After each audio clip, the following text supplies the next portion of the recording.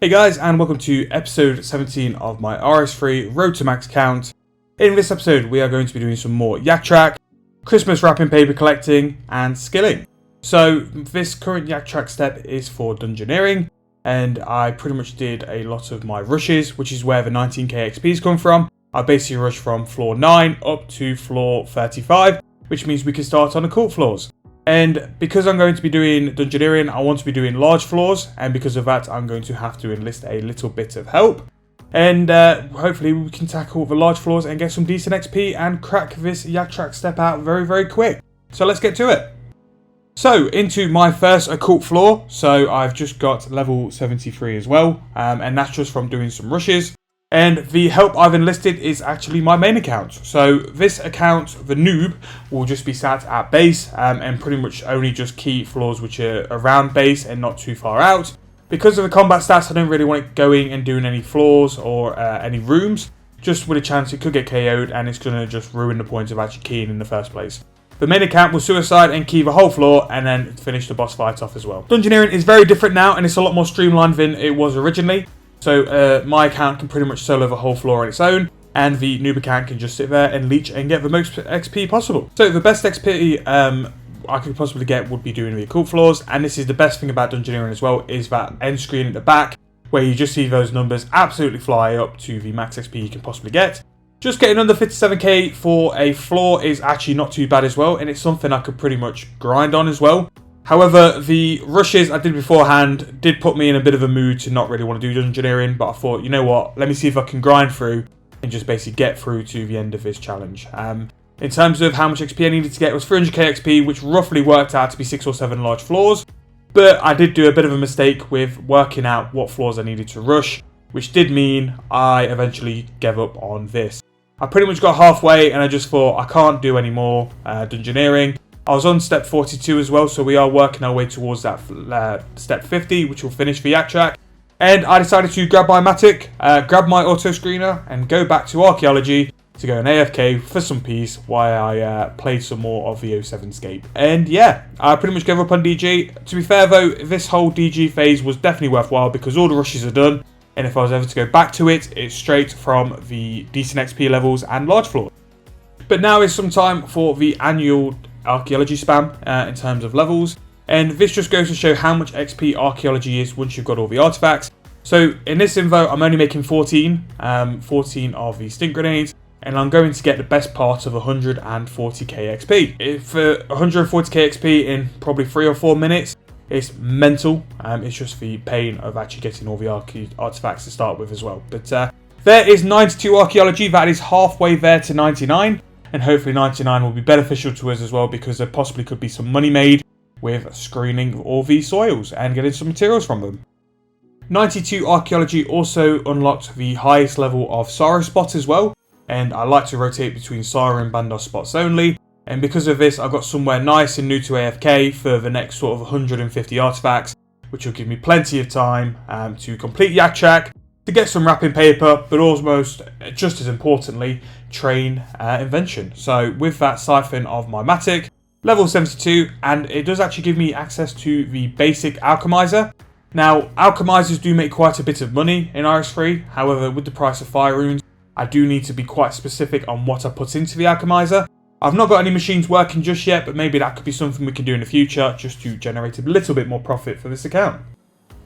So, working away on the portable world as always, I've decided to start breaking into my 30,000 Royal Dragon Hide and actually start to get some crafting done as well. Royal Dragon Hides are roughly about 400k crafting XP an hour, and their profit as well. If you wanted something to throw into an alchemizer, like we just mentioned in the previous clip, these buy for about 9k in Act for 11, so there's definitely some profit there as well. But for me, I think I make something like a couple hundred GP per body made. But for 400k XP an hour, I'll just take break even. So that would be nice when we finally sell all these Royal Dragon Hide bodies to see how much we actually do make. But for now, they will be used for skilling kills, crafting challenges, and as well as getting some more wrapping paper. So time for another bit of the archaeology spam. So we're just going to do some Dominion devices. Basically just to get a level, and because I went and bought some materials. I wanted to get a couple of quick levels for the archaeology as well, because it's pointing us towards 99 a bit quicker There is level 93. Like I said before in previous clips, this is by far my favourite skill. It's just so AFK, but whenever you want it to be quick, it can just fly by. So that is a pretty important level. So level 70 Hunter for this Yak Track step has unlocked a couple of things. It has unlocked the ability to get Trapper Fragments, which is the outfit for Hunter, which is massively beneficial because it allows you to do 6 traps rather than 5, as well as being a bonus XP buff and access to teleports as well. Level 70 as well starts the Jadinko hunting, which will be some of the best XP we can possibly get to get us to 99. Although it took a while to unlock, and this account actually isn't able to do Jadinko hunting at the minute, which I found out eventually, it will definitely be a beneficial level for us as well. For a quick check on the Christmas wrapping paper, we're at 155k wrapping paper currently, which means we're under 100k off our goal. And in terms of XP as well, we're flying through the hunter levels. Those protein traps will really come in clutch and will definitely be used on bonus XP to get to 99 hunter. Quick Christmas present daily though, and a blue present, not too bad. So this was after I realised I couldn't do Jadinkos, which I will change eventually when I get into the quest mode, is to do some of the simple unlocks. 71 Hunter though, I pretty much see the rest of this task out at Red Chins, which aren't too bad XP to be fair. They're good enough to grind on, and with protein traps as well, they are AFK, so it's not as if it's the worst thing in the world. I'll just sit back and crack out all these hunter levels. And talking about hunter levels, we are going to get another one. This is going to be level 73. 73 hunter is not too bad as well. We're just going to be unlocking more Jadinkos. 80 is where we want to be. So just got 40 thieving, which is a couple of quest unlocks. Now thieving is another skill like some of the others we've trained in this Yak Track, which is very quest heavy. A lot of quests rely on thieving for requirements, which we will eventually get to train it as well. I've had a bit of a thought, it might be a little bit wasteful that when we eventually do the present opening, we will put a lot of the lamps on thieving, because it will get rid of the grindy, annoying lower stage thieving, and then at least if we get somewhere in the 80s, we can do a lot of the better saves on a bonus XP weekend or just non-bonus XP weekend and get some mental XP rates as well. So that's the plan for thieving, and hopefully, depending on how good the lamps are from when we hand in all the wrapping paper, it can work and we can get somewhere where we need to be as well. In terms of that, I'm just doing a fire making challenge for Yak Track. We're definitely getting towards 50 now. Maybe not be able to finish this one in this episode, but definitely by the next episode we should get the Yak Track finished. But yeah, it's going pretty well at the minute. So that's the end of this episode. I'm sorry I didn't finish the Yak Track in this episode. A couple of the steps took a lot longer than what I thought they would, but I can pretty much guarantee that in the next episode we will finally get the Yak Track finished. We'll be somewhere towards the end of collecting our wrapping paper as well. I think there's only sort of another week left to go in terms of that.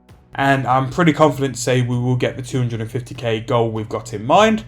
But yeah, we've made a lot of progress in this episode. We did some dungeoneering, finally. We've done some more archaeology. And we've done some other training, other skills as well. And we're not too far off being able to go and push to start combat and also start doing quests as well. Let me know what you want to see in terms of combat. Do you want us to go straight into bossing? Do you want us to see Slayer?